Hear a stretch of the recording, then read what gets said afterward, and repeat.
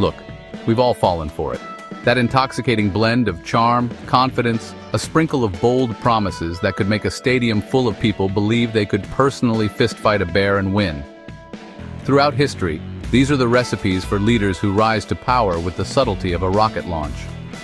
But beneath the dazzling facade, beneath the perfectly coiffed hair and the teeth so white they could signal passing spaceships, often lies a flaw more dangerous than a discount parachute narcissism.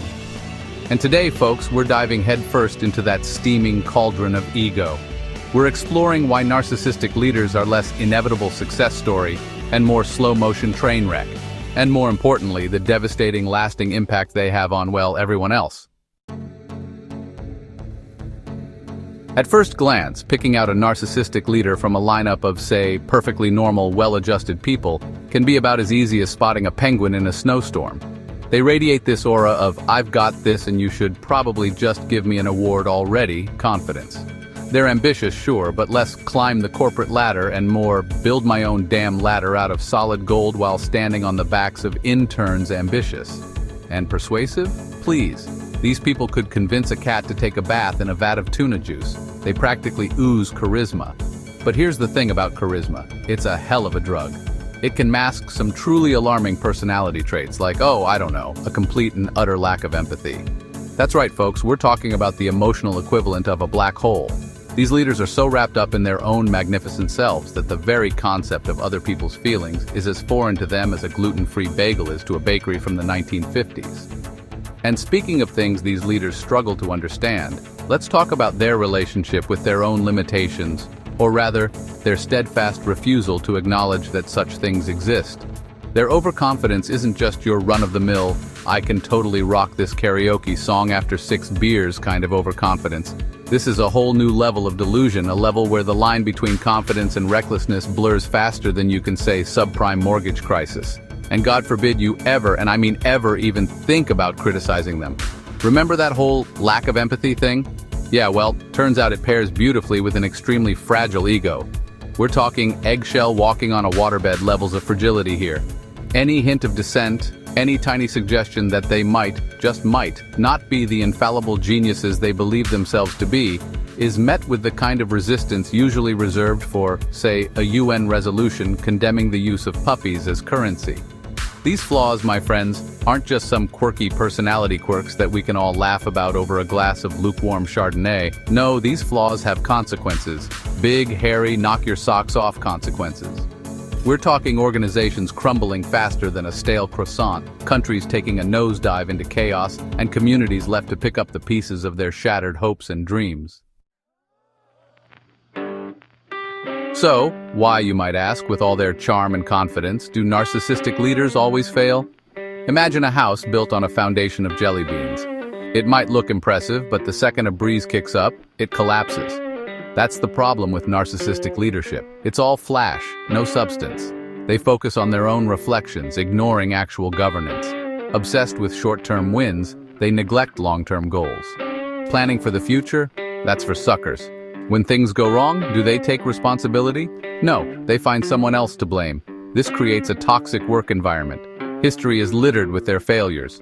From Hitler's downfall to Elizabeth Holmes's fraud to Jim Jones's tragic Jonestown, these are warnings about unchecked narcissism. Chapter 3. The Impact on Followers. Now you might be thinking, well, that's all well and good, John, but those are extreme examples. Surely not all narcissistic leaders are out there leading mass suicides or tanking entire economies. And you'd be right, sort of. Not all narcissistic leaders are created equal, but the damage they leave in their wake follows a disturbingly similar pattern. You see, for followers of these self-proclaimed messiahs of leadership, the experience can be less following a visionary leader and more getting sucked into the orbit of a black hole of need and insecurity. It's a slow, insidious process like being nibbled to death by ducks. At first it's all sunshine and roses, or at least the illusion of such. The leader's charisma is intoxicating, their vision so grand, so inspiring that you can almost taste the promised land of success. You, my friend, have been chosen to be part of something special, something bigger than yourself. But here's the thing about charismatic narcissists. They're masters of manipulation. They weave intricate webs of lies, half-truths, And outright bullshit so convincing that you'd swear you were watching a David Copperfield special. And before you know it, you're not just following their lead, you're questioning your own judgment, your own sanity. You've been emotionally manipulated into a state of blind loyalty where the leader's needs, their desires, their whims become more important than your own well-being. And let's not even get started on the burnout. Oh, the burnout. The relentless demands, the impossible deadlines, the constant pressure to perform, to please, to be just a little bit better, a little bit more dedicated, all while receiving the emotional support of a wet paper bag. It takes its toll, folks. Stress becomes your new normal, anxiety your constant companion. You're running on fumes, fueled by a toxic cocktail of caffeine, self-doubt, and the faint hope that maybe, just maybe, tomorrow will be different. Spoiler alert, it won't. But the real kicker?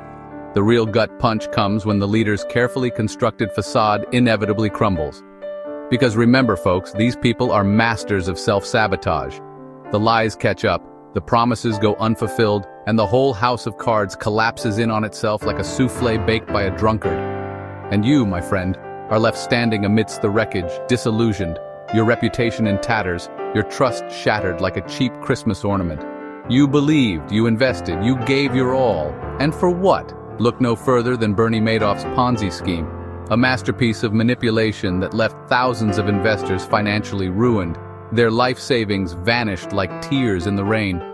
Or consider the plight of Donald Trump's most ardent supporters, many of whom faced legal consequences after the January 6th insurrection, feeling betrayed by the very narratives they were so eager to embrace. The emotional toll of narcissistic leadership is real, folks. It's lasting, and it's something we need to talk about more openly and honestly. Chapter 4. How to recognize and avoid narcissistic leaders. So, how do we avoid falling into the gaping maw of narcissistic leadership? How do we protect ourselves from these charisma vampires who prey on our best intentions and leave us emotionally drained and questioning our own sanity? Well, it's not easy, folks, but it's not impossible either. Think of it like learning to spot a counterfeit bill. It takes a keen eye, a healthy dose of skepticism, and maybe a black light or two. First and foremost, remember this. Charisma is not a qualification for leadership. Just because someone can command a room, charm the pants off a politician, or sell you a timeshare in a sinking island doesn't mean they have a clue how to lead, govern, or, not set fire to the break room microwave with their ego. Be wary of leaders who prioritize their image over results. The ones who are more concerned with how they look, how they sound, and how many Twitter followers they have than they are with actually getting things done. Remember, folks, true leadership is about substance, not style. It's about actions, not just words. Speaking of actions, pay close attention to how these leaders treat others. Do they value humility, transparency, and a willingness to admit mistakes? Or do they surround themselves with yes men and women, deflect blame faster than a politician on a fundraising tour, and treat criticism with the kind of disdain usually reserved for lukewarm coffee? Look for leaders who empower others, who build people up instead of tearing them down. Leaders who listen more than they speak, who value collaboration over competition, and who understand that true success is a team sport, not a solo act. And finally, trust your gut. If something feels off, if something seems too good to be true, it probably is. Don't be afraid to ask questions, to challenge the status quo, and to walk away from situations that make you feel uncomfortable or compromised. Remember, folks, you deserve a leader who inspires you, not intimidates you. A leader who empowers you, not exploits you. A leader who uplifts you, not undermines you. Don't settle for anything less. The choice is yours.